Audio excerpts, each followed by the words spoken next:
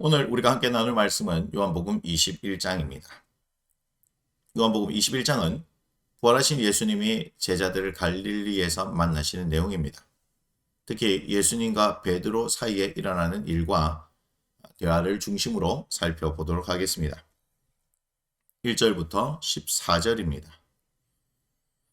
예수님은 당신이 십자가에서 죽으시고 부활하실 것을 미리 말씀하셨습니다. 그리고 당신이 갈릴리에서 다시 제자들과 만나실 것도 미리 말씀하셨습니다. 그런데 오늘 말씀을 보니 예수님의 말씀에 근거해서 다시 예수님을 만나기 위해 갈릴리로 간 것이 아니라 그들이 늘 하던 대로 물고기 잡으러 자신들의 고향으로 돌아간 것을 보게 됩니다. 우리는 여기서 얼마나 말씀이 중요한지를 보게 됩니다. 말씀이 없으면 부활하신 예수님도 이들에게는 한밤의 꿈과 같이 됩니다. 예수님의 부활을 직접 경험했다면 이 사실을 다시 한번 생각해 보아야 하지 않겠습니까? 혼자라면 몰라도 최소한 11명이 모여 있는데 그렇다면 이들이 이 일에 대해 다시 생각해 보고 지난 3년간의 경험과 예수님의 말씀을 되돌아보면서 이 일이 어떻게 된 것인지 따져보고 그래서 예수님의 말씀이 진짜인 것을 확인해 보고 그래서 이후에 자신들이 무엇을 해야 할지를 알아보아야 하지 않겠습니까? 그러나 어느 누구도 거기에 관심이 없습니다. 그러니 베드로가 자신이 하던 대로 하겠다고 하니 나머지 제자들도 그렇게 합니다. 그러자 예수님은 베드로를 제자로 부르셨던 그 상황을 다시 연출하십니다. 그들이 밤새 고기를 잡았지만 한 마리도 잡지 못합니다. 날이 새어가는데 바닷가에 있던 어떤 사람이 배 오른편에 그물을 던지라고 말합니다. 상식적으로 생각해 보면 처음 보는 사람의 말을 그것도 그가 어떤 사람인지도 모르고 또한 최소한 이 바다에서는 자신들의 배타령인데 그 사람의 말을 듣는다는 것이 말이 되지 않습니다. 하지만 이들은 그 사람의 말을 듣고 그물을 던집니다. 그러자 기적이 일어납니다. 그들이 밤새 고기를 잡지 못했는데 이 사람의 말을 듣고 그물을 던지니 이내 그물이 찢어질 정도로 고기가 많이 잡힙니다. 이들이 이 사람의 말을 듣게 된 것도 다 예수님의 연출입니다. 예수님께서는 밤새 이들이 고기를 잡지 못하게 하셨지요. 그리고 허탈한 상황에서 예수님의 말을 듣고 그물을 던지게 하셨습니다. 그 결과 그물이 찢어질 정도로 고기가 많이 잡혔습니다. 그리고 이 이야기는 여기서부터 다시 시작됩니다. 7절입니다. 예수께서 사랑하시는 그 제자가 베드로에게 이르되 주님이시라 하니 시몬 베드로가 벗고 있다가 주님이라 하는 말을 듣고 겉옷을 두른 후에 바다로 뛰어내리더라. 주님이시다. 이 상황을 통해서 요한은 그들에게 그물을 던지라고 하신 이가 예수님이신 것을 알게 됩니다. 그래서 베드로에게 저분이 주님이라고 말한 것입니다. 육지에 도달하니 예수님이 이들을 위해 손수 아침을 준비해 놓으셨습니다. 그리고 지금 잡은 고기도 달라고 하셔서 그들 위해 풍성한 아침을 준비하십니다. 예수님은 이들 위해 아침을 준비하신 것뿐만 아니라 직접 서빙도 해주시죠. 주님이 차려주신 아침을 먹는 제자들은 무슨 생각을 하고 밥을 먹었을까요? 아무도 최소한 부활하신 예수님과 이곳에서 다시 만날 것을 말씀하신 것을 기억해내고 자신들이 말씀에 따르지 못한 부끄러움을 느끼고 있었을 것입니다. 15절부터 25절입니다. 제자들이 충분히 아침을 먹을 때까지 예수님께서는 이들을 기다려 주셨습니다. 그리고 다른 제자들도 아닌 베드로에게만 질문을 하시죠. 예수님께서 이렇게 하신 이유는 베드로가 다른 제자들에게 그만큼 영향력이 있기 때문입니다. 그래서 베드로가 물고기 잡으러 가겠다고 했을 때 다른 제자들도 그를 따라서 고기 잡으러 간 것입니다. 예수님은 동일한 질문을 3번 하십니다. 물론 헬라 원어를 보면 동일한 질문과 답이 아닙니다.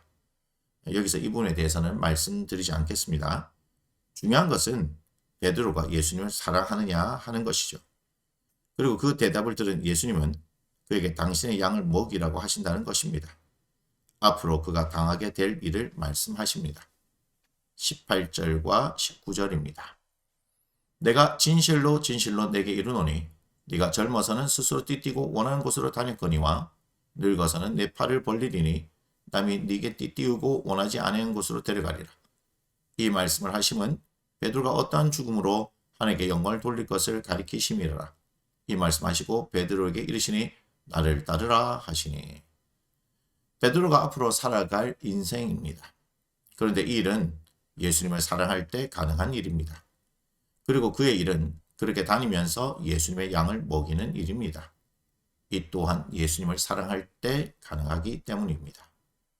이 말씀이 이해되기 위해서는 최소한 한 사람 정도 양육을 해보시면 확실하게 이해가 됩니다.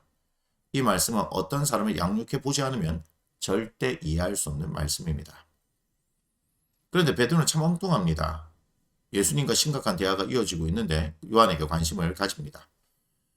그러자 예수님은 베드로가 관여할 바가 아니라는 말씀을 하신 것인데 다른 제자들이 엉뚱해 말합니다. 베드로는 끝까지 우리에게 좋은 교훈을 주는 사람입니다. 여기서 우리는 무엇을 배웁니까? 우리는 우리에게 주신 사명에 집중하면 됩니다. 물론 다른 사람들에게 대해 관심을 가지는 것도 필요합니다. 하지만 오늘 베드로의 관심은 전혀 예수님이 원하시는 것이 아닙니다. 그리고 예수님이 하신 말씀에 대해 자신의 방법으로 위해서 엉뚱한 말을 하게 되어 오늘 말씀에서 요한이 그에 대해 베드로가 잘못 이해하고 전해준 말씀이라고 정정하는 것을 봅니다. 그러므로 우리는 우리의 일에 집중해야 합니다. 그래야 하나님이 원하시는 일을 분명하게 행할 수 있습니다. 자, 24절의 말씀인데요. 이 일들을 증언하고 이 일들을 기록한 제자가 이 사람이라. 우리는 그의 증언이 참된 줄 아노라. 요한복음을 기록한 사람이 요한 자신임을 밝힙니다. 그래서 그의 기록이 진실임을 말합니다. 하지만 그는 예수님의 모든 일을 다 기록하지 않았음을 말합니다. 그렇게 할 수도 없고 그렇게 해야 할 일이 아니기 때문입니다. 우리는 요한복음 21장을 통해서 베드로를 사랑하시는 예수님이 그를 위해 어떤 일을 행하셨는지 어떤 말씀을 하셨는지 보았습니다. 베드로의 실수에도 베드로의 부족함에도 예수님은 그를 사랑하시고 귀히 여기십니다. 여전히 부족한 베드로이지만 예수님은 그를 사용하십니다. 하나님이 쓰신 사람은 모든 것이 완벽한 사람이 아닙니다. 부족해도 하나님이 쓰시고자 하면 그에 합당하게 사용하십니다. 부족해도 사명을 감당할 수 있는 지혜와 능력을 주십니다. 오늘의 말씀 묵상을 위한 도움 3가지로 봅니다. 첫 번째, 베드로는 갈릴리에 예수님을 만나기 위해 간 것이 아닙니다. 그는 자신이 하던 일, 즉 물고기 잡으러 갈릴리로 갔습니다. 베드로가 이렇게 한 이유가 무엇입니까? 두 번째, 예수님과 베드로의 대화를 통해 나에게 주시는 말씀은 무엇입니까? 그가 앞으로 해야 할 일이 있습니다. 이것은 그가 원하는 일이 아닙니다. 그럼에도 예수님은 베드로에게 사명을 주십니다. 그렇게 하시는 이유가 무엇일까요? 그렇다면 나에게 이런 말씀을 하시고 이런 일을 맡기신다면 기꺼이 순종할 수 있을까요? 마지막 3번째, 요한복음의 저자 요한이 자신을 예수님이 사랑하시는 제자라고 표현합니다. 요한이 자신을 이렇게 표현한 이유가 무엇일까요? 그리고 나는 나를 어떤 사람으로 표현할 수 있을까요? 묵상해 보시기 바랍니다. 요한복음 21장은 여기에서 마치도록 하겠습니다.